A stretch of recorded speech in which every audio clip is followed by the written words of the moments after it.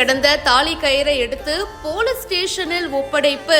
சால்வை அணிவித்து பாராட்டிய போலீசார். இந்த வீடியோ இப்ப சமூக வலைத்தளங்கள்ல வேகமா பரவிட்டு இருக்கு. மணலூர்பேட்டை போலீஸ் ஸ்டேஷன் எல்லைக்கு உட்பட்ட முருகம்பாடி கிராமம் எல்லை திருவண்ணாமலை சாலையில மணியந்தல் கிராமத்தை சேர்ந்த விஜய், அதுக்கப்புறமா சங்கர் அப்படின்ற 2 பேரு சித்தாமூர் கிராமத்துல பொன்னி டைல்ஸ் அப்படின்னு கடை வச்சிருக்காங்க.